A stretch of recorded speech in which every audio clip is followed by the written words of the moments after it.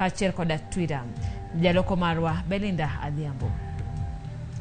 Koro en gimo yangore ni riwruok mar Azimio dhi bago ng'anyo e pacho ka mangima e mano magiwacho ni en duoko loch e lwet jopiny. Magi oyangore kinde ma jodito mag Azimio olando ni gichako ng'anyo ayanga. Azimio chano ng'anyo maduong' tarik 20 dwe ni mar sundo piny owacho. Chris Owino lerono mathoth. Fellow Kenyans, starting today and now, hereby declare the official start of a countrywide mass action for the following reasons. Ma en lendo ma jopiny kod johera mag Azimio osebedo ka rito gi siso kuom ndalo bura mokalo bang' piny owacho mar Kenya Kwanza dino itgi ne dwaro magi. Jodito mag Azimio ochung' kar tiendgi ni thuolo oromo mar jopiny ka okang' bang' piny owacho mar Kenya Kwanza rem e winjo ywak gi.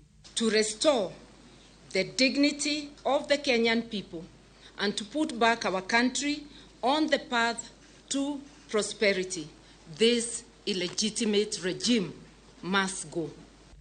Ogai mar Azimio Raila Odinga oumo yie piny ni piny owacho mar Kenya Kwanza koro motelo ne jo Kenya bang' tamore duoko piny nengo chiemo, osuru, rwako chiemo molos kod lony manyasani kaachiel gi pogo thoth lemo mag telo ne dhoudi manok e pacho kae. And to restore the dignity of our people, Mr. Ruto must go.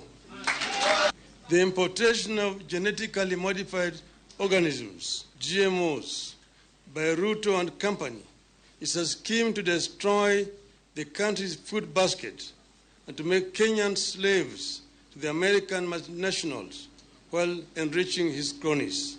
Riwruok mar Azimio koro kwayo jopiny, jopuonjre mag mbalariany, jotije mag piny owacho kod jo ohala mondo riwre kodgi e chenro mag kelo lokruok e pacho kae. Subject to the constitutional provisions that give the people the power and the right to peaceably and unarmed assemble, demonstrate and picket, we are calling upon our supporters to action. We have no more patience for the illegitimate regime of hypocrites and fake humanitarianism. We begin telling Ruto and Gachagua that we can't keep living on false promises. Tielo mogik mag ng'anyo mag Azimio dhi bedo chieng' wuok tich tarik 20 dwe mar adek e bomani maduong' ma Nairobi.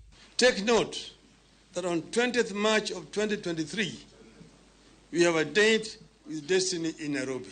Gikone to riwruok mar Azimio la umoja oduong' ukot kendo kwayo johera magi mondo ugoko karomgi tarik 20 dwe mar adek higani e ng'anyo mar tipo e bomani maduong' ma Nairobi.